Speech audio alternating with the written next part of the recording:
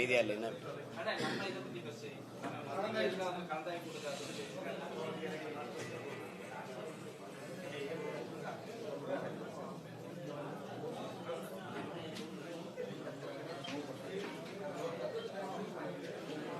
பேசிக்கிட்டே இருந்தோம்.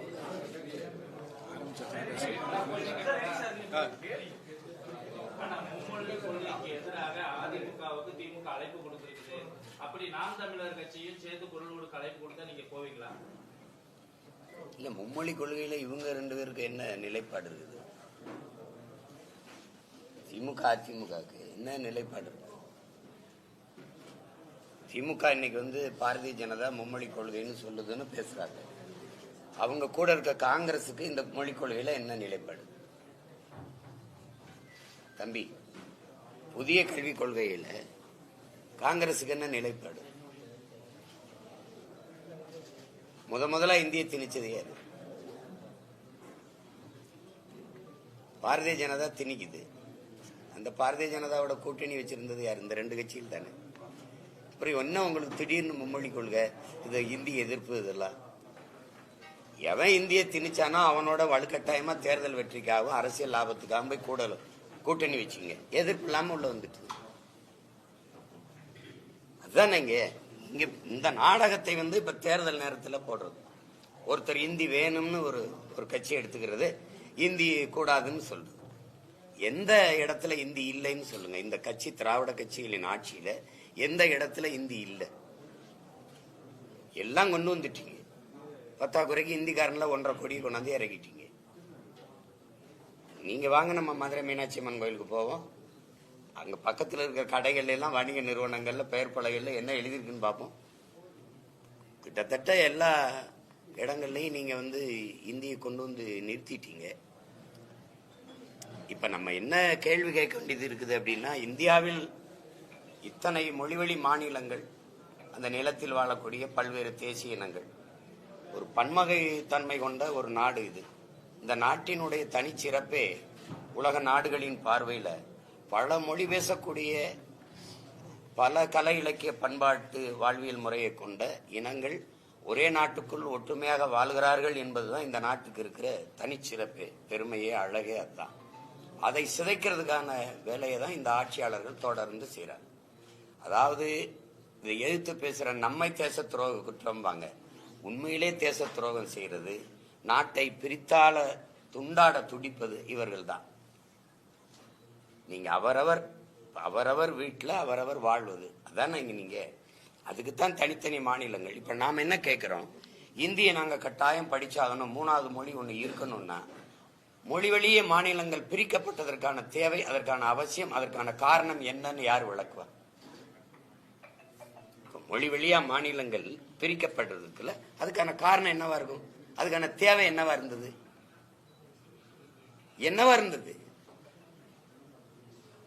ஒரே மொழி, நாடங்களும் இந்தி. இந்தியாவில் இத்தனை மொழி இருக்கும்போது நான் ஏன் அந்த இந்தியை மட்டும் படிக்கணும்? ஏன் நான் தெலுங்கு படிக்கக்கூடாது? நான் ஏன் வங்காளம் படிக்கக்கூடாது? நான் ஏன் போஜ்பூரி, மகாராஷ்டிரா, இந்த மணிப்பூரி இதெல்லாம் நான் ஏன் படிச்சுக்க கூடாது? ராஜஸ்தானிலாம் தனி மொழி தானே, பீகாரி தனி மொழி, பஞ்சாபி தனி மொழி, அதெல்லாம் நான் ஏன் படிச்சுக்க கூடாது? நான் ஏன் கன்னடம், இந்த மலையாளம் கத்துக்க கூடாது? அது ஏன் உங்களுக்கு அதுல என்னது? இந்த இந்தியை மட்டும் சொல்றதுக்கு காரணம் என்ன? உங்க மொழி எப்படி உங்களுக்கு உயர்வா இருக்கோ அது மாதிரிதானே எனக்கு என் மொழி. அப்ப நீ அதை ஏன் படிச்சுக்கிறன்னு சொல்லல. நீ ஓ மொழியை மட்டும் இந்தி படிக்கணுங்கிறதுக்கான தனி காரணம் என்ன? அதுக்கு என்ன, அதுக்கு சிறப்பு காரணம் என்ன? இந்த மும்மொழி கொள்கையில ஏன் என் மொழி தமிழ் இல்ல? ஏன் கன்னடம் இல்ல? ஏன் தெலுங்கு இல்ல? இந்த கேள்விக்கு பதில் இருக்கா இல்லையா? யாரு இந்த நாட்டின் இறையாண்மையை, ஒருமைப்பாட்டை சிதைப்பதற்கு வேலை செய்யறதுன்னு மட்டும் நீங்க அறிவார்ந்த பெருமக்கள் ஆழ்ந்து சிந்திக்கணும். இது பல மொழி பேசக்கூடிய இன மக்கள் இணைந்து வாழக்கூடிய ஒரு ஐக்கியம், ஒரு ஒன்றியம். அதை ஒரே மொழியை நீங்க வச்சு அதுல கொண்டு வர்றதுங்கிறது இந்த நாட்டை கூறு போட துண்டாட துடிக்கிற வேலை. அந்த முதல்ல அதை விடணும். இங்க யார் இந்தி கற்கலன்னு அவசியப்படும் போது விரும்பினால் கற்கிறார். நம்ம பிள்ளைகள் அதிகப்படியா பிரெஞ்சு கத்துக்கிறாங்க. வெளிநாடுகளுக்கு ஆங்கிலம் படிக்கிறாங்க. இங்க இருக்கிற ஆபத்தே ஆங்கிலம் பயிற்று மொழியானதுல தான் பேராபத்தா வந்துட்டு. அந்நிய மொழி ஆங்கிலத்தை ஏற்றுக்கொள்ளக்கூடிய நீங்க ஏன் இந்திய மொழி இந்தியை எதிர்க்கிறீங்க? ஆங்கிலத்தை ஏற்றுக்கொள்றதுன்னு இல்லை. நீங்க இந்திய மொழி இந்தின்னு உங்களுக்கு எந்த பைத்தியக்காரன் சொல்லி கொடுத்தது? எந்த பைத்தியக்காரன் உங்களுக்கு சொன்னது இந்தி மொழி இந்திய மொழி? யார் சொன்னது? இந்த நாட்டின் பிரதம அமைச்சர் சொல்றாரு. இந்த நாட்டின் பிரதம அமைச்சர் இருக்கார்ல, நாங்க சொல்ற கருத்தை உலக நாடுகள்லாம் சொல்லி வர்றார். உலக மொழிகளின் முதன்மொழி தொன்மையான மொழி தமிழ் எங்க நாட்டில் இருப்பது பெருமைங்கிறது. இந்திய மொழிகளின் தொன்மையை தமிழிலிருந்து நீங்கள் அறியலாம்ங்கிறார். அந்த மொழிக்கு நீங்க கொடுத்த முன்னுரிமை என்ன? இந்தியாவின் முதன்மொழி தொன்மையான மொழி இந்தின்னு பேசுறது எவ்வளவு வரலாற்று மொழியல் மொழி வரலாறு மொழி புரிதல் இல்லாம ஆய்வு தெரியாம பேசுற ஒரு ஒரு ஒரு ஒரு பதில் அது, ஒரு செய்தி அது. எப்படி நீங்க பதிவு பண்றீங்க? இந்திய மொழி இந்தின்னு உங்களுக்கு எந்த சாசனத்தில் இருக்கு? யார் சொல்லி கொடுத்தது உங்களுக்கு? அதிகபட்சமா எத்தனை மாநிலங்கள்ல இந்தி தாய்மொழியா இருக்கு? மகாராஷ்டிரால என்ன மொழி?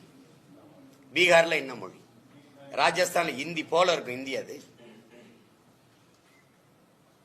இது தேவையற்றது. இந்திய மொழி இந்தின்ற கற்பிதமே ஆபத்தானது. நீங்க இந்தி இங்கிலீஷ ஒரு பயன்பாட்டு மொழியா நம்ம எடுத்துக்கிறோம். அது கெடுவாய்ப்பா வெள்ளக்கார ஆண்டுட்டதுனால இங்க வந்துடுச்சு. இன்னைக்கு பல நாடுகள்ல பிரான்ஸ், ஜெர்மனி, சுவிஸ் போன்ற நாடுகள் ஆங்கிலம் எடுபடுதா? நீங்க பிரான்ஸ்ல போய் இங்கிலீஷ்ல பேசிடுவீங்களா? நான் வச்சிருக்கேன். வழி கேட்டேன், வழி சொல்ல மாட்டேன்ட்டான். அவன் பிரெஞ்சில தான் பேசுவான். நீங்க அதை புரிஞ்சுக்கிறாம நீங்க ஒரு 2-3 மாநிலத்துல பேசுறதுனால அந்த மொழியை எல்லா நாடுகளும் திணிக்கணும்னு நினைக்கிறது ரொம்ப தப்பு. அது ரொம்ப தப்பு. நாங்க விரும்பினால் கற்கிறோம். அதுல ஒண்ணும் இல்லை. இப்ப நீங்க மகாராஷ்டிரால எங்க பிள்ளைகள் 36 லட்சம் நாங்க வாழ்றோம். 36 லட்சம் வாழ்றோம். எல்லா மாநிலங்களையும் பரவி வாழ்றோம். அங்க இங்கிருந்து கத்துக்கிட்டு போய் அங்க குடியேறணுமா? அங்க போனவனா 2-3 மாசத்துல அந்த மொழிகளை கத்துக்கிட்டோம். அவ்வளவுதான். இன்னைக்கு எங்களுடைய காவல்துறை அதிகாரிகள், மாவட்ட இந்திய குடிமை பணிக்கு படிச்சுட்டு வந்த மாவட்ட ஆட்சியாளர்கள்லாம் மற்ற மாநிலங்கள் போய் பணி செய்யும் போது அங்க போகும்போது வட இந்தியாவுக்கு அந்த மொழி தேவைப்படுது, கத்துக்கிறாங்க. அவ்வளவுதானே. நீங்க கட்டாயமா படிக்கணும். அது இந்திய மொழி, அது மும்மொழி கொள்கையில அது ஒரு கொள்கை மொழியா இருக்குதுங்கிறத ஒருபோதும் ஏற்க முடியாது. அது தேவையற்ற சிக்கலை உருவாக்கும். இந்த திராவிடர்களை நீங்க நம்பாதீங்க. இது இந்த தேர்தலுக்காக நடிக்கும். நீங்க இந்த சிக்கலை அன்னைக்கே முற்றுப்புள்ளி வச்சிருந்திருக்கணும். இத்தனை ஆண்டுகளா கூட்டணி வச்சு ஆட்சி அதிகாரங்களை இருந்து அன்னையிலிருந்து பிரச்சனை. இந்த மொழிக்காக இந்தி திணிப்புக்காக போராடி 800 பேருக்கு குறையாம செத்துருக்கா. நீங்க 18 பேர் தான் கணக்குல காட்டியிருக்கீங்க. அத்தனை பேரோட உயிர் தியாகம் பைத்தியக்காரத்தனமாயிரும். உன் மொழி உனக்கு, என் மொழி எனக்கு. ஒரு தொடர்புக்கு ஒரு மொழி வேணும். அது ஏற்கனவே ஆங்கிலம் இருக்கு. அப்ப அவசியம் இல்லை. அவ்வளவுதானே.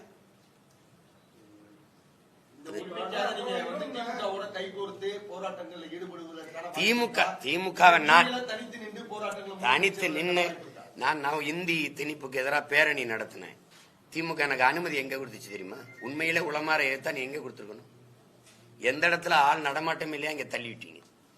உளமாற இந்தியை திமுக எதிர்க்குதுன்னா நீ இதுக்கு சவுகார்பேட்டையில இந்தியில பேசி வாக்கு கேட்டீங்க. எதுக்காக இந்தியில சூரட்டி ஓட்டினீங்க? எதுக்காக ஈரோடு கிழக்குல இந்தியில சூரட்டி ஓட்டி வாக்கு கேட்டீங்க? எதுக்காக கேட்டீங்க? உங்க பிள்ளைகள் நீங்க நடத்துற பள்ளிக்கூடத்துல இந்தி மொழி பாடமா இருக்கா இல்லையா? தமிழ் இருக்கா, இந்தி இருக்கா? இப்போ 30,000 ஸ்கூல்ல தமிழ் நீங்க இப்போ எதுக்குறீங்களே, அப்ப 30,000 ஸ்கூல்ல தமிழே கட்டாயமாக்க நீங்க வற்புறுத்திக்கலாமே. இந்த வற்புறுத்தி என்ன? நீங்க இப்போ உங்க மூலமா வற்புறுத்துகிறேன். தமிழை பயிற்று மொழியா கொண்டாங்க, பாடமொழியாவது கொண்டாங்க சொல்லிட்டீங்க. வற்புறுத்திட்டேன். கொண்டு வந்துருவாங்களா? இவங்களை ஒழிக்காம நீங்க எப்படி தமிழை போயிட்டு இருப்பீங்க? நீங்க அரசு பள்ளியில கொஞ்சம் கொஞ்சம் தமிழை படித்துக் கொண்டிருந்த பிள்ளைகளையும் கடைசியா அதை ஆங்கில வழி கல்வியா மாத்தி கடைசி சவப்பட்டிகளை தமிழை அடக்கி உள்ள போட்டு கடைசி ஆணி அடிச்சது இவங்கதான். கல்வியை தனியார் முதலாளிகளுக்கு வித்துவிட்டு அவன் வியாபாரம் பண்றவன் எதை படிக்க வர்றது மக்களுக்கு ஒரு மோகம் இருக்குது. ஆங்கிலம் ஒரு மொழி, அது அறிவல்லங்கிற புரிதல் இல்லை. அது லாங்குவேஜ் தானே ஒழிய அது நாலேஜ் இல்லைங்கிற புரிதல் இல்லை. அதனால இங்கிலீஷ் படிக்கிறதுன்ட்டு அதில் ஒரு மோகத்தில் எல்லாரும் தனியார் பள்ளிகளை நோக்கி படையெடுக்க அரசு பள்ளியில கூட தமிழ் படிக்கிறதுக்கு வாய்ப்பு இல்லாமல் போச்சு. தமிழ் பயிற்று மொழியா இருந்தது, ஆங்கிலம் பயிற்று மொழியாகி தமிழ் பாடமொழியா மாறிச்சு. அப்புறம் தமிழ் விருப்ப மொழியா மாறிச்சு. எந்த தமிழனும் விரும்பாம போயிட்டான். இப்ப இங்கிலீஷ் படிக்கிறதா ஒரு அறிவுன்னு ஒரு பொது புத்தியில ஏத்துனதுனால இந்த சிக்கல். இப்ப இந்தி படிப்போம், எதுக்கு? ஒரு காரணம் சொல்லுங்க. இந்திய நீங்க எல்லாம் படிக்கணும், ஏன் அப்படின்னு இருக்குல்ல. எதையாவது பேசிட்டு எந்த நாடு வளர்? இந்தியால இந்தி கேட்கறது இந்தி பேசுற மாநிலங்கள் நீ வளர்ந்துட்டியா? அப்புறம் எதுக்குடா இங்க வந்து தட்டேந்திக்கிட்டு இருக்க? 1.5 கோடி பேர் இங்க என் வீட்டுல வந்து இங்க வந்து வேலை செஞ்சுக்கிட்டு இருக்க. எதுக்கு வேலை செஞ்சுடா? என்ன வளர்ந்துட்டா? நீ என்ன வளர்ந்துட்டா? நீங்க வாங்க வட இந்தியா முழுக்க பாப்போம். வீடு இருக்கா? இல்ல எதுல வளர்ந்துக்க? நீ எதுல வளர்ந்துருக்க? மருத்துவத்திலயா இல்ல கல்வியிலயா? வாய்த்துக்காரத்தனம் பண்ணக்கூடாது. ஏதாவது பேச்சு வளர்ந்துருக்கு. நாடே பிச்சைக்கார நாடா இருக்கு. வளர்ற பட்டியலே இல்ல இந்தியா. வளர்ற பட்டியல்ல இந்தியா இருக்கா? பட்டினி, உலக பட்டினியில் இருக்கிற நாடுகளின் குறியீடுல எத்தனாவது இடத்துல இருக்கு? ஊழல்ல தலை சிறந்த நாடு, பசி பட்டினியில தலை சிறந்த நாடு இந்தியா. இந்த வளருதுன்னு வெறும் வெற்று வார்த்தையை வச்சு பசப்பிக்கிட்டு இப்படியே பேசிட்டு இருக்கிறது எத்தனை நாளைக்கு ஏமாத்திட்டு போய்? வளர்ந்த நாடு சொந்தமா பிளைட் வச்சிருக்கியா? சொந்தமா பிளைட் வச்சிருக்கியா? 5000 ஏக்கர்ல ஏர்போர்ட் கட்டுவா. பிளைட் எவன் ஓட்டுவான்? திருச்சியில கட்டியிருக்கா எத்தனை பல ஆயிரம் கோடியை போட்டு ஏர்போர்ட். யாரோட பிளைட்? அது யாருக்கான லாபத்துக்கு கட்டப்பட்டது? மக்களுக்கான சேவையா, முதலாளிக்கான லாப தேவையா? யாரை ஏமாத்திட்டு எத்தனை நாளைக்கு ஏமாத்திட்டு பண்ணி? வளருதுன்ட்டு அமெரிக்காவில் அங்கிருந்து திருப்பி என்ன பண்ணால கொண்டு வர இறக்க ஒரு நாட்டு குடிகளை இறக்க வானூர்தி வச்சிருக்கா?